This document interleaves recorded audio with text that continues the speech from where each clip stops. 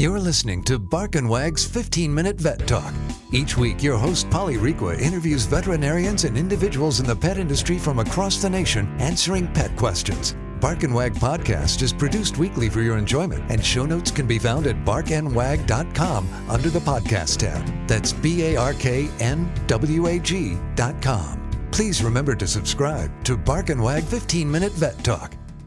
Thank you for listening to Bark and Wag 15-Minute Vet Talk. Bark and Wag is dedicated to protecting our dogs through advocacy, education, and supporting like-minded dog lovers by selling custom pet products. Bark and Wag is excited to announce our new partnership with a Colorado hemp farm to produce a line of CBD products for your pets. Bark and Wag has CBD pet tincture available in 300, 750, 1200, and 2400 milligrams. Bark and Wag CBD is pet safe, no THC, it's made in the USA, and is CO2 extracted.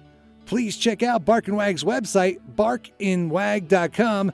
That is BARK, to see our line of CBD and awesome merchandise. We love pooch ideas for podcasts and merchandise, so anytime send an email to Polly at barkandwag.com with your suggestions. Welcome to Bark and Wag 15-Minute Vet Talk. I'm your host, Polly Requa. Today we're talking to Cindy Myers, energy healer and intuitive. Welcome. Hi, Polly. Well, I'm glad to have you back. Welcome to 2024. And I wanted to find out what is going on in February. Well, we got a few things your listeners might be interested in. On February 5th, at 4 p.m. Pacific time, I'm teaching an animal communication class. It's an intro class, and it's on Zoom, so anybody can hop on. We've had 100% success rate, and it's hosted by Jen Weigel, and I'll send you the link so you can share that with your listeners if they would like to learn how to communicate with animals. It's a lot of fun. You send me pictures of your pets, and we use them, although you don't get to read your own pet. And then I have an alpaca farm, and my alpacas are also your teachers. So you get to read my alpacas and practice with them, as well as using your pets for the class. And again, we've had 100% success rate in being able to have people communicate with their pets. So hopefully we can keep that going. And then on February 28th, I have an Animal and Emotions webinar, and we talk about just how emotions work with your pets, and I give you some techniques on how to help your pets if they experience anxiety or some of those old normal issues that some people have with their pets, if they have separation anxiety or depression or behavioral issues of some sort. We talk about trapped emotions and how those can impact not only physical issues but habits as well.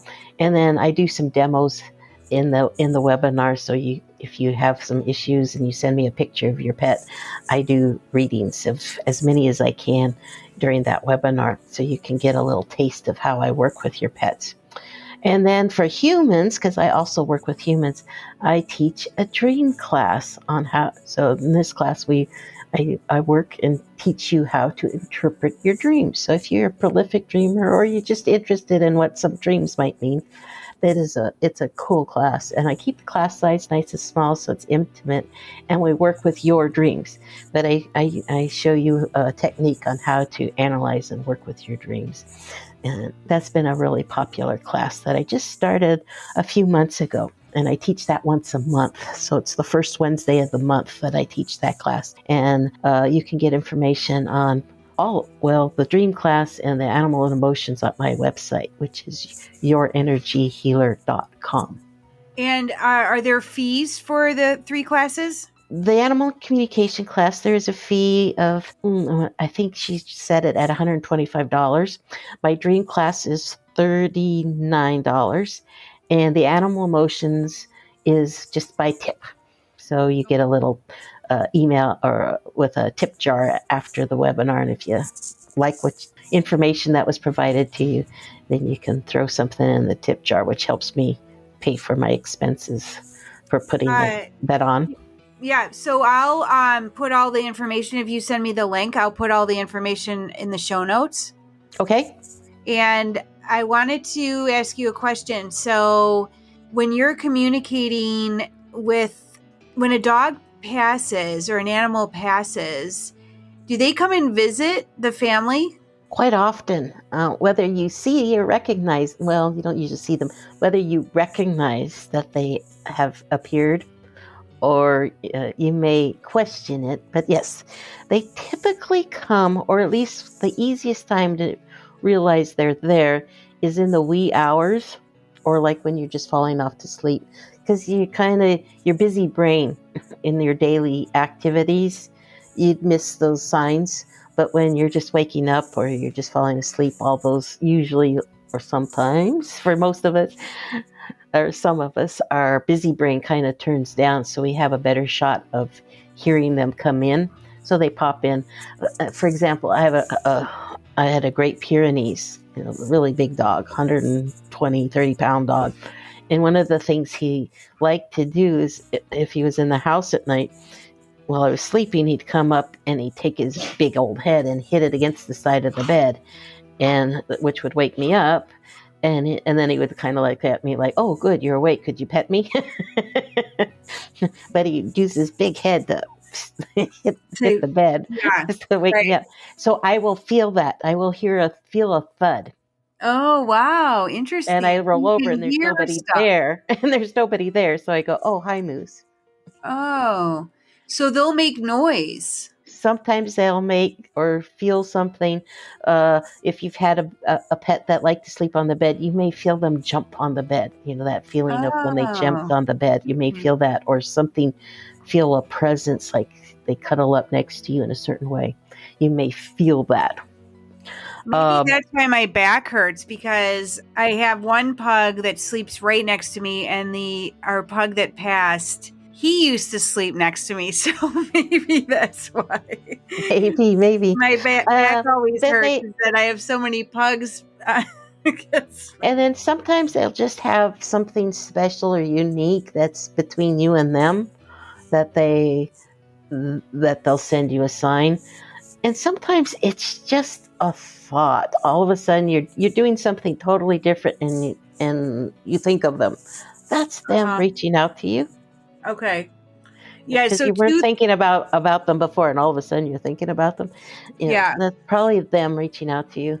But they will give you signs. But then I'm not the best medium in the world, but I can tap into people's pets that have crossed, make sure that they have reached the light, okay, which is 99.9% of the time they have. But once in a while, especially for ones that died suddenly, sometimes it takes them a little bit more to know that they should go to the light.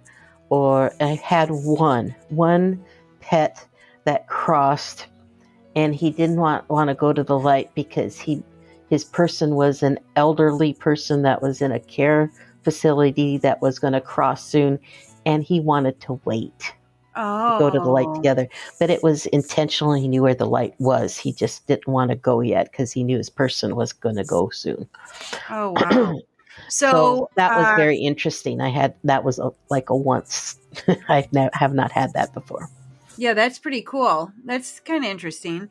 So one dog that's passed away always was at my feet in the kitchen, and I'll find myself stepping over, like she's still there. And then another pet, I had 3 dogs and one passed away in August, and my pug, when we're on a walk, always looks back, like waiting for Maddie to come on the walk, because she was always Maddie could be with you on yeah the walk. that she Because was if always it's a favorite thing that they would do, then that might be a time that they would come through. yeah Or it could just be a habit. It could be a habit for sure, but it's kind of It could come interesting. through once in a while, so your pug will just go back and, are they here with us this time? Because our animals tend to see them way better than we do. You'll see them just kind of stare at something. What are you staring at? Well, it's probably one of the animals that have crossed. Oliver does that. That's the pug, does that all the time. And Maddie and Oliver were very close because they had they were together the longest. Mm-hmm. out of the 3 dogs. That's interesting. I'll have to pay more And attention it's to not that. always on the normal ground. They can be up high. So if they're looking up, that's quite often. Yeah. Okay. Oh, interesting. All right. Well, I'll have to delve into that a little bit more. Well, so once again, can you let people know how to get a hold of you? Sure. You can go to my website, yourenergyhealer.com, or you can call me at 541-658-5062. Great. Well, thanks for being on the podcast, and we'll have you back next quarter to find out what's going on, because I know some of the classes you're only doing once a quarter. Yeah, the animal and emotions are once a quarter. The dream class is once a month. The animal communication class is every couple, 2-3 months that we've been doing that. Okay, great. Okay. Well, we'll check in, and thank you very much. All right, Polly, great talking to you. Thank you for listening to Bark and Wag's 15-minute vet talk. If you like what you just heard, we hope you'll pass along our web address, www.barkandwag.com, to your friends and other pet owners. Have a pressing question for a veterinarian? Ask your question at barkandwag.com under the podcast tab. This has been a KFR production. Join us next time for another edition of Bark and Wag's 15-minute vet talk.